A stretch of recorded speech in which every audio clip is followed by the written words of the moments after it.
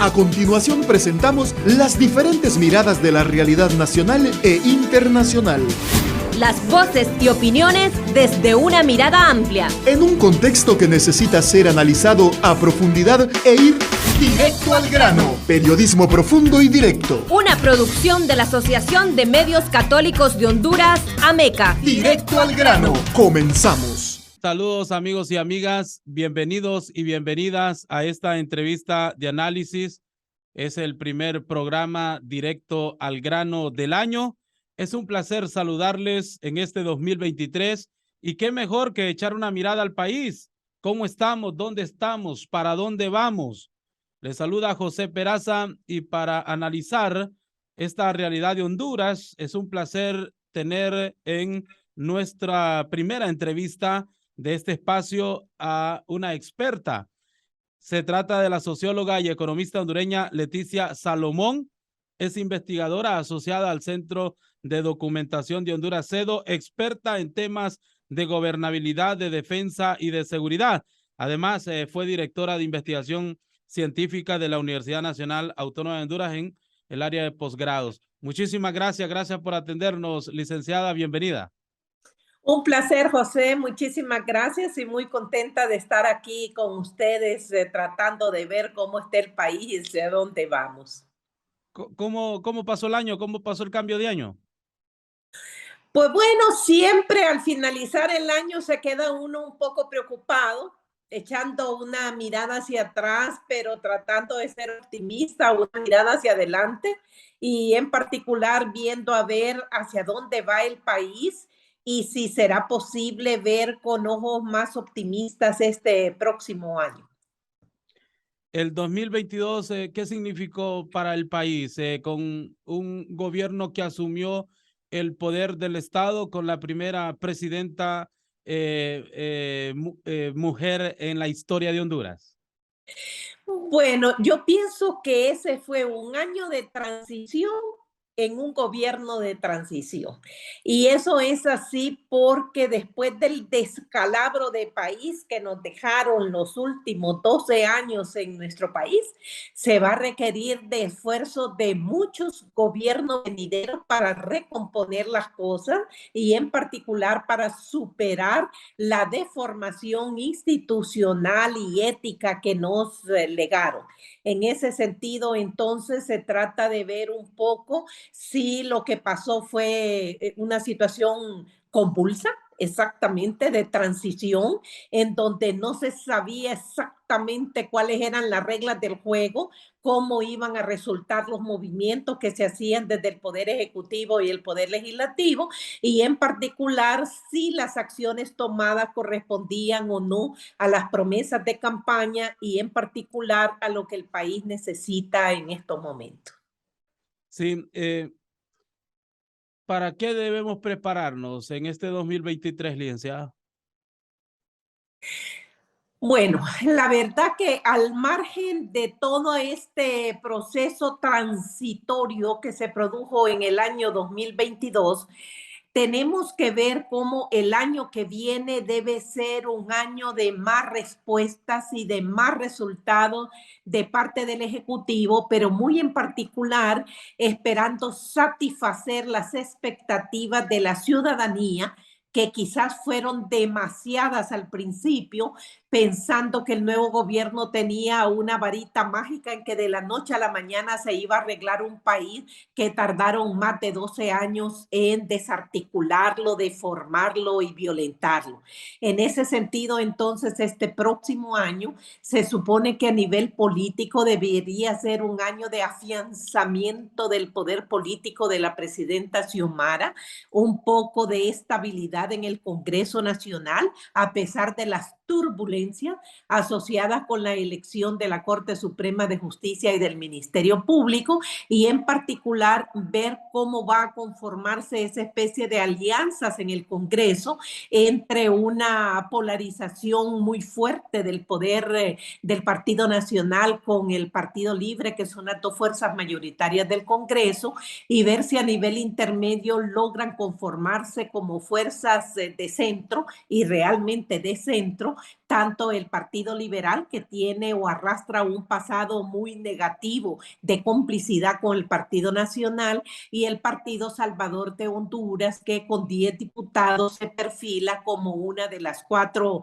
fuerzas importantes en el Congreso Nacional. Esa crisis del Congreso Nacional, ¿de qué manera afectó la gobernabilidad? En un año en que estuvimos con acusaciones y contraacusaciones entre los diputados de las diferentes fuerzas políticas, sobre todo Libre y el Partido Nacional.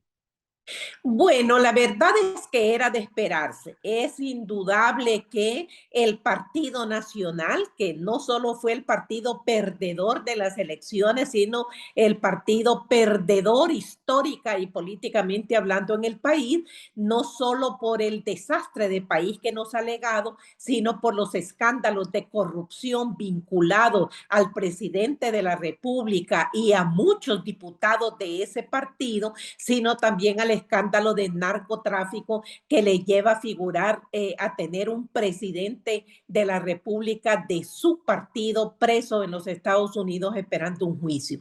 Ese ha sido un masazo, vamos a decirlo así, para el Partido Nacional, y es indudable que con el nuevo gobierno se aprestaban a ir en contra del gobierno de transición con todo lo que tenían, oponiéndose sin tener claro lo que significa hacer oposición política responsable desde el Congreso Nacional, y era, digamos, previsible esperar una actitud como esa, combinada también de un gran cinismo de los líderes actuales del Partido Nacional.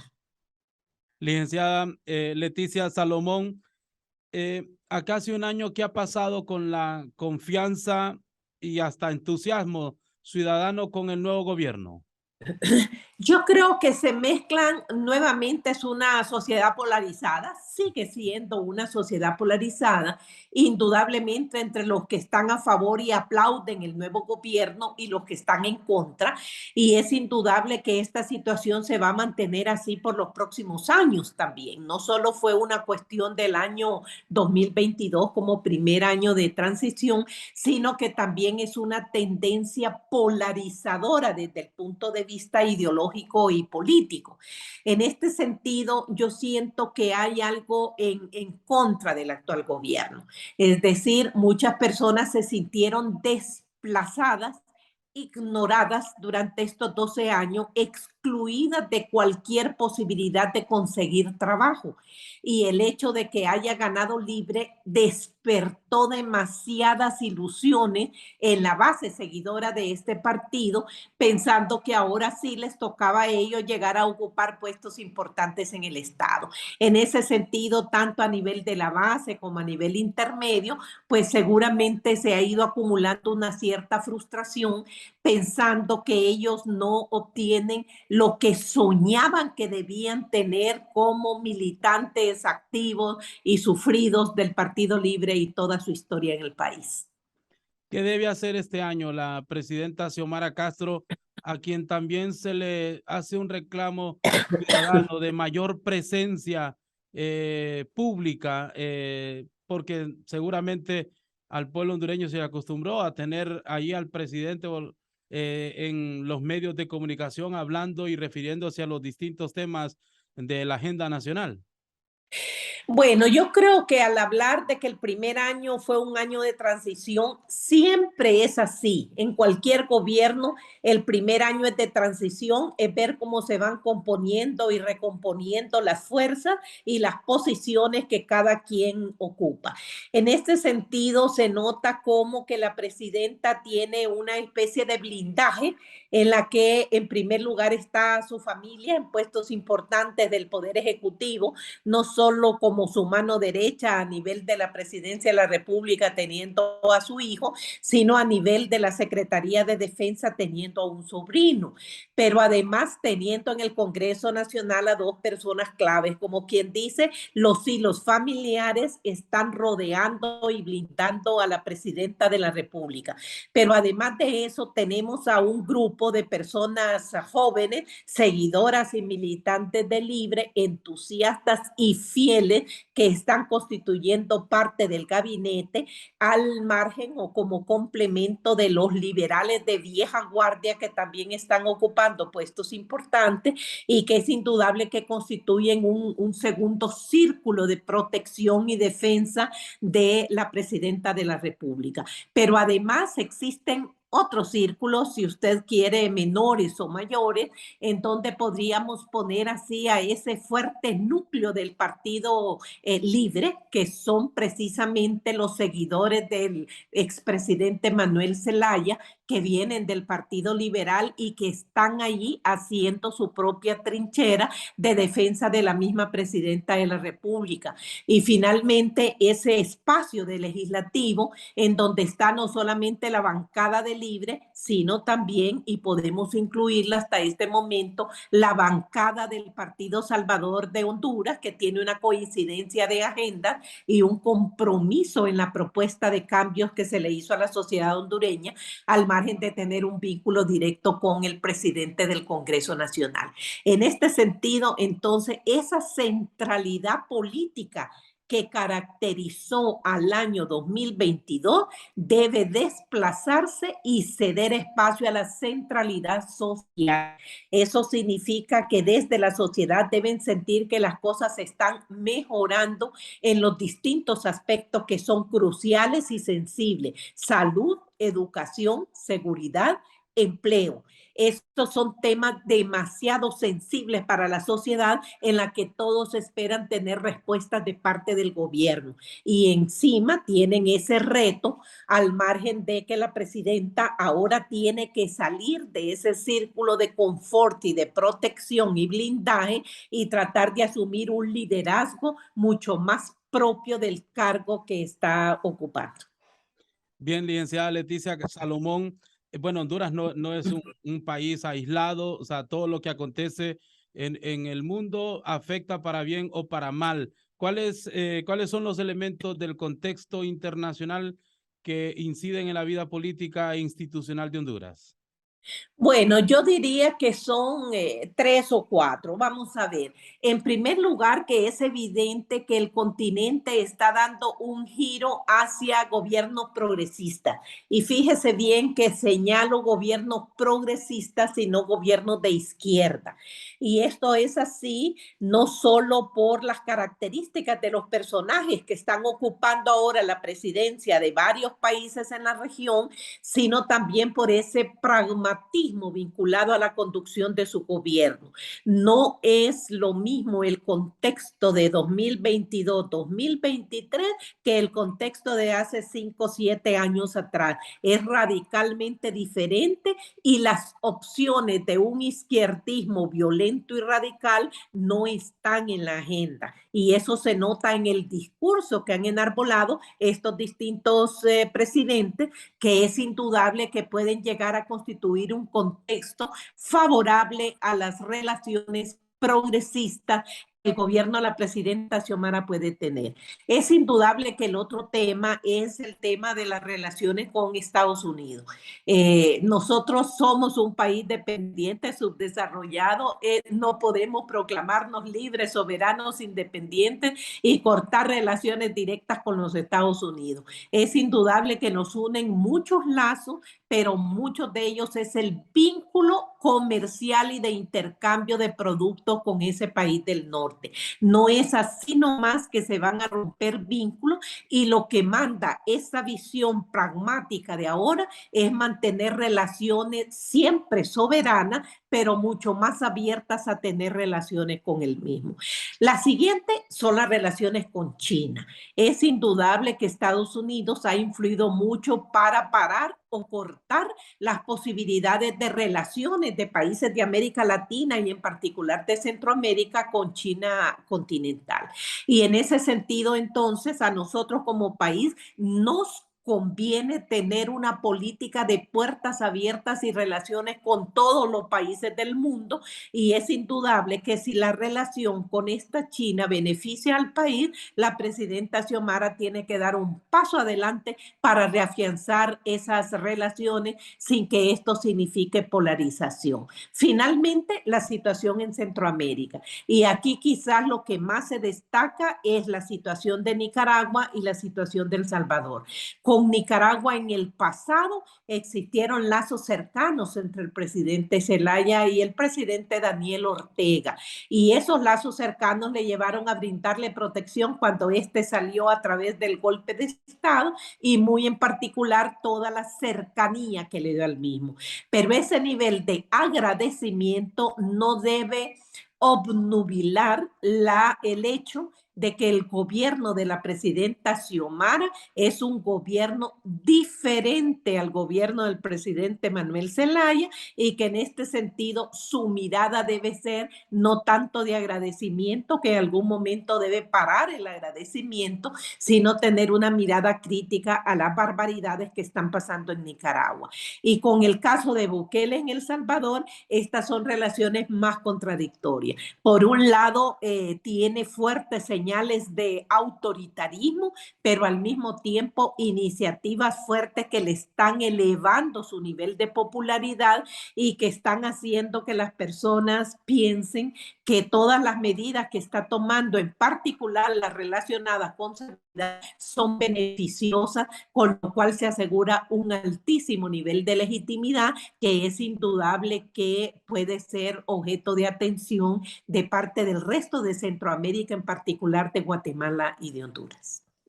Licenciada, la creciente y agudización de la polarización en América pone en peligro las democracias. Sabemos lo que está, bueno, Brasil tiene un nuevo presidente, pero ya sabemos en qué condiciones ha llegado en el tema de las votaciones, donde se mide un poco cómo están las proyecciones. En el tema de, bueno, está Perú, está el propio Honduras polarizado, el propio Estados Unidos enfrenta una grave polarización del sistema democrático. ¿Esto pone en peligro las democracias en América? Bueno, yo creo que parte de la democracia es precisamente el hecho de la existencia de formas de pensar diferentes y que las personas no sean perseguidas por sus ideas. Lo que pasa es que venimos de momentos históricos en que esa polarización no se daba con los niveles de gravedad que se dan ahora. Y en la actualidad tenemos en casi todos los países la posibilidad de saber de antemano quién va a ganar las elecciones no es tan fuerte como existía hace 5 o 10 años. Es decir, ese paralelismo y esa cercanía en términos de porcentaje de ciudadanos que simpatizan con una u otra opción, que por lo general son opciones antagónicas, puede llevar a momentos de confrontación, como lo estamos viendo aquí también en nuestro país. Es decir, la polarización, si no va acompañada de un alto nivel de cultura política, puede llegar entonces a una oposición cerrada y violenta, en el cual se cuestione absolutamente todo lo que está haciendo un gobierno sin tener la mente abierta para ver cuáles son las opciones positivas del desempeño gubernamental. Y en ese sentido, como usted dice, lo estamos viendo en todos estos países progresistas que van surgiendo en América Latina, en donde estas fuerzas han ganado a pulso las elecciones. Han sido realmente muy poco el margen que les ha permitido decir que se han ganado las elecciones con una mayoría aplastante. Pero en ese sentido se trata de tener la habilidad suficiente y necesaria para realizar todas las negociaciones, los cambios que requieren nuestro país y muy en particular las alianzas que se puedan establecer a nivel continental para apoyarse en las necesidades y acciones que demanda el desarrollo puntual y las necesidades de la ciudadanía. Bien, en estos minutos que nos quedan de esta entrevista, licenciada Leticia Salomón, quisiera que nos refiriéramos a unos puntos específicos sobre el país ¿Qué cree va a pasar con el proceso de la Corte Suprema de Justicia? Bueno, ese es un tema que sigue y va a seguir siendo muy conflictivo. Es indudable que, digamos, en un purismo extremo, pudiéramos llegar a pensar y a desear que se van a escoger los mejores prospectos para magistrados en el Congreso Nacional sin importar la afiliación político-partidaria de los mismos. Pero esto no es así. Y no es así porque los magistrados, la nueva Corte Suprema de Justicia, va a ser electa en un nicho que es esencialmente político. Es el espacio para las relaciones y confrontaciones partidarias. Y eso significa entonces que nos guste o no nos guste, van a haber negociaciones en términos de cuántos magistrados van a ser apoyados por un partido, por otro partido o por una bancada. Es así. Quizás lo que estamos todos cruzando los dedos es que la Junta Nominadora no permita que se cuelen en los que van a presentar al Congreso en la lista final de los 45, no se cuelen aquellos pícaros vinculados a actos de corrupción y narcotráfico en el pasado. Si eso fuera así, y las personas que llegan al Congreso son las personas más intachables y con un tremendo currículum como abogado, daría lo mismo que le escogiera el Partido Nacional, que el Partido Libre o el Partido Liberal. Pero es indudable que siempre se cuelan los pícaros y a la hora de la hora la cultura política no alcanza para que esos magistrados que resulten electos se den cuenta que se deben a la sociedad y no al partido que les dio sus votos en el Congreso. Pero no terminan de ser electos cuando llegan a ponerse a las órdenes de su partido, con lo cual ese nivel de politización de la justicia va a seguir siendo fuerte. Pero quizás alegra que el hecho mismo de que haya 4 partidos importantes disputándose el espacio en el poder legislativo haga que las cosas sean un poco más difíciles para negociaciones de ese tipo, porque significa entonces que la posibilidad de que se ejerza la justicia como tal es mucho más real ahora que lo que fue en el pasado inmediato. ¿Qué rutas hay que trazar para elegir este año también fiscal general y fiscal general adjunto? Ese es otro problema. Es decir, por eso le mencionaba que no terminamos de salir de una que es con la Corte Suprema para caer en otra que es el Ministerio Público. Vamos a decirlo que en el pasado como que era más fácil, entre comillas, porque se la disputaban 2 partidos, liberal y nacional. Y gracias a un pacto de gobernabilidad que fue nefasto para el país, siempre se dividían. El fiscal general era del partido ganador de las elecciones y el adjunto del partido perdedor. En ese sentido, nacional y liberal o liberal y nacional eran siempre las 2 figuras máximas del Ministerio Público. Pero hoy tenemos 4 partidos. 4 partidos. Y en ese sentido va a ser un poco más complicado que la cosa se les haga tan fácil para tratar de poner al fiscal general y el adjunto. Nuevamente, deberían de ser hojas intachables, personas que sientan la gran responsabilidad de este momento histórico, que significa hacer una reforma a profundidad del sistema de justicia en nuestro país, que va a comenzar con la Corte Suprema, pero que debe incluir necesariamente al Ministerio Público, que está pasando también por una etapa de politización partidaria que lo lleva y lo ha llevado a cometer muchos errores en su desempeño. Licenciada, en este año podrá instalarse, considera usted, esta instancia internacional que se pide de lucha contra la corrupción y la impunidad en asocio con Naciones Unidas? Bueno, yo soy optimista y creo que sí. Al margen del pesimismo que han tratado de introducir desde el Partido Nacional, hablando de que no se están poniendo de acuerdo, de que se han tardado mucho, si nosotros volteamos a ver la experiencia de este mismo organismo con Guatemala, se tardaron muchísimo tiempo en que llegue a instalarse la CICI en Guatemala, cómo se va a llegar a instalar la CICI aquí en Honduras. Yo sí siento que sí. Las personas han introducido una duda al decir con colmillos o sin colmillos, con dientes o sin dientes. La verdad que debe tratar de tener todas las opciones legales que le permite el sistema para que desempeñen un buen papel en nuestro país. Y aquí no se trata de decir, y va a investigar también al actual gobierno. Es que sin dudarle que tiene que investigar los más grandes escándalos de corrupción y nos guste o no nos guste, sobre todo al Partido Nacional, esos escándalos de corrupción los dio ese partido con su presidente en los últimos 12 años del país.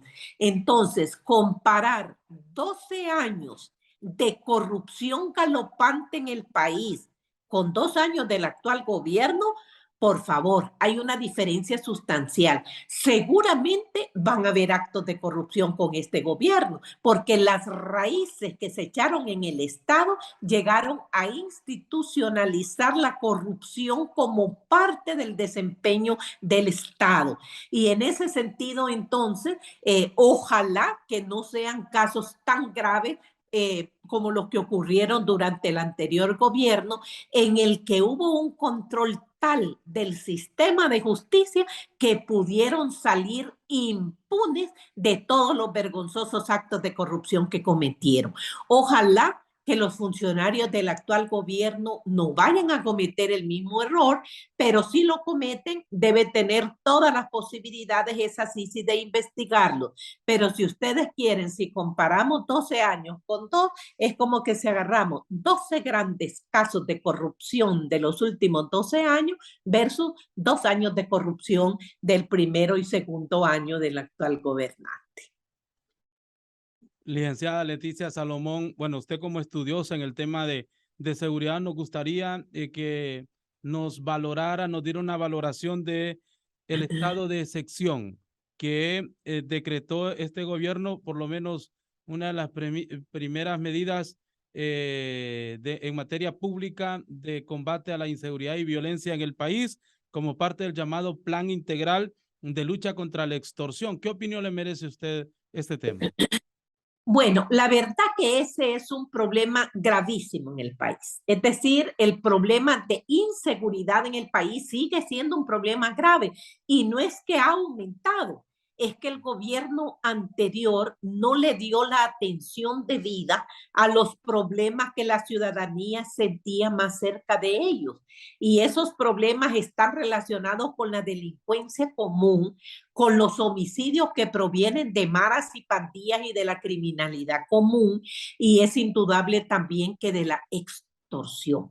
Y aunque comparativamente la extorsión no sea equiparable al nivel de visibilidad de la delincuencia común, podemos ver entonces que este es un tema que impacta directa o indirectamente a los vecinos en las distintas comunidades, sobre todo aquellos que se ven obligados o a claudicar y empezar a pagar las grandes cantidades que cobran a los pequeños propietarios en las colonias y barrios de nuestras ciudades, sino también aquellos que simplemente dicen que ya no pueden aguantar más y terminan yéndose para otro lugar del país o para los Estados Unidos o para Europa, porque el país ya no les ofrece la protección necesaria para que sigan trabajando dentro del mismo.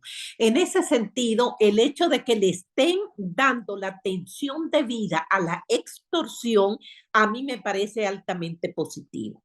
El hecho de que se decrete para ello un estado de excepción también es liberar un poco de las limitaciones que puede tener la policía para entrar en determinados barrios y colonias en donde este problema es mucho más grave.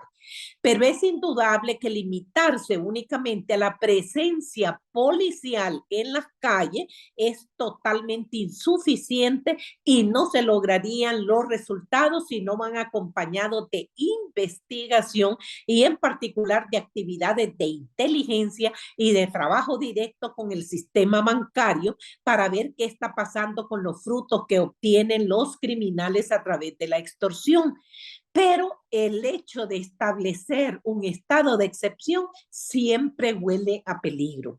Y en este sentido, el peligro está asociado a los excesos que los policías puedan cometer al momento de capturar a supuestos sospechosos de cometer acciones criminales, particularmente de extorsión. Y en ese sentido se tienen que articular dos cosas: una vigilancia extrema desde la sociedad civil, en particular de organismos defensores de derechos humanos, para estar prestos a vigilar a la policía, que en ningún lugar del mundo, y mucho menos aquí, la policía es confiable. Y en ese sentido, entonces, las autoridades, y en este sentido, la inmediata, que es el secretario de Seguridad, con la máxima autoridad, que es la presidenta de la República, deben comprometerse a vigilar internamente a la policía para que no cometan excesos y que cuando estos ocurran, reciban el castigo que se merece. Pero yo siento muy favorable a estas acciones con tal de que sean estrictamente vigiladas. Bien, con esto cerramos. Solamente consultarle a usted que en su análisis es un análisis en el que da los puntos críticos y también deja alivios de esperanza. ¿Dónde pone usted la esperanza, licenciada? Yo la pongo en primer lugar. Yo soy esencialmente optimista y pienso que sí es posible que cambie el país. Pienso que sí es posible que el país cambie con este gobierno y en particular con los políticos responsables y con la sociedad más comprometida que los cambios. Espero que ese optimismo se refleje otra vez dentro de un año cuando estemos evaluando el 2023. Eso me indica que nos va a acompañar en darle una mirada en esta misma entrevista, ¿no? Seguramente. Muy complacido, siempre es muy agradable escucharle y sobre todo ponerle atención a las lecturas que usted hace del país. Muchísimas gracias, sin duda que hemos atinado a arrancar estos espacios con usted, echándole justamente esta mirada a lo que hemos vivido en el último año y el contexto internacional y también estos escenarios que nos abren en este 2023. Muchísimas gracias, licenciada Leticia Salomón. Un placer, José. Gracias. Ella es la licenciada Leticia Salomón, investigadora asociada al Centro de Documentación de Honduras, CEDO, experta en temas de gobernabilidad, defensa y seguridad. Además, fue directora de investigación científica y posgrado de la Universidad Nacional Autónoma de Honduras. Gracias a ustedes, amigos y amigas, por su atención. Quedó informado e informada con las diferentes miradas de la realidad nacional e internacional. Escuchó las voces y opiniones desde una mirada más amplia. Solo aquí, Directo al grano. Periodismo profundo y directo. Una producción de la Asociación de Medios Católicos de Honduras, AMECA. Hasta un siguiente programa.